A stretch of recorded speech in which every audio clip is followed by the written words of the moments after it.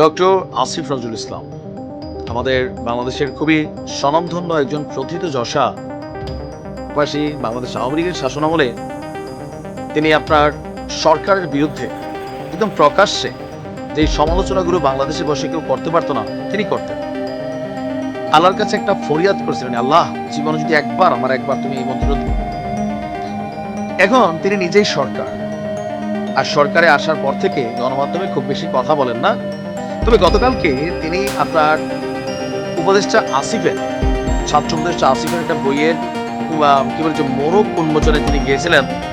তো সেখানে তিনি একটা বক্তব্য দিয়েছেন। তার এই বক্তব্যকে ঘিরে বিএনপির মধ্যে ব্যাপক সমালোচনা তৈরি হয়েছে। কারণ আওয়ামী লীগ সরকার আমলে যারাই আওয়ামী লীগের বিপরীতে কথা বলতো সবাই ভেবে নিতে তিনি বিএনপির।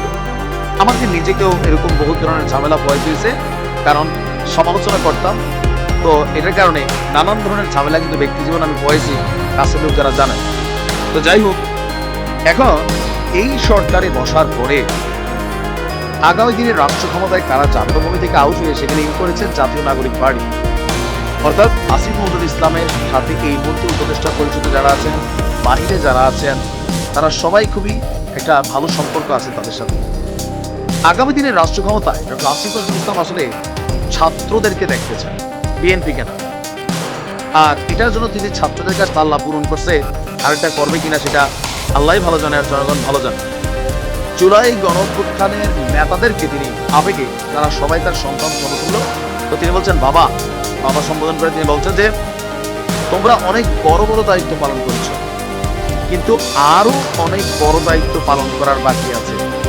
যে ৭১ আমরা যেই সুযোগ নষ্ট করেছি, তোমরা ২৪-এ সেই সুযোগটা নষ্ট হতে দিও না। তো কি করতে হবে? ওনার বক্তব্য, তোমরা আমাদের জুলাইয়ের নেতা ছিলেন। এখন যে তারেক রহমানকে দাবি করা হচ্ছে তিনি জুলাইয়ের নেতা ছিলেন, জামাতকে বলা হচ্ছে তারা ছিল নেতা, তার মানে তারা না, আরো অন্তত ৫-১০ বছর আমাদের নেতা থেকে বাংলাদেশ নামক রাষ্ট্রকে একটা কাঙ্ক্ষিত গন্তব্যে পৌঁছে দিও, এটাই আমার প্রত্যাশা। এখন তিনি যেই কথাগুলো বলছেন এই মুহূর্তে আপনার কি বলা হয় যে তার সামনে সমবেত যারা ছাত্র জনতা ছিল বলছেন যে আমি তোমাদের ওয়ার্ন করে দিই বাবা, অনেক কষ্ট এবং তোমরা একটা নতুন রাষ্ট্রের স্বপ্ন ও সুযোগ আমাদের সামনে হাজির করেছো। বস্তুতপক্ষে ৯০ সালেও এমন সুযোগ সৃষ্টি হয়নি, ৭১-এর পর এবার প্রথম এলো। তো এটা ওনার প্রত্যাশা। ওনার যে প্রত্যাশা, এই প্রত্যাশা আবার বিএনপির কাছে ভিলেন টাইপের প্রত্যাশা, যারে তারা তো ক্ষমতায় আছে। এমনকি ডক্টর ইউনূসের পর যাকে সবচেয়ে শক্তিশালী ধরা হয় তিনি হচ্ছেন ডক্টর আসিফ নজরুল।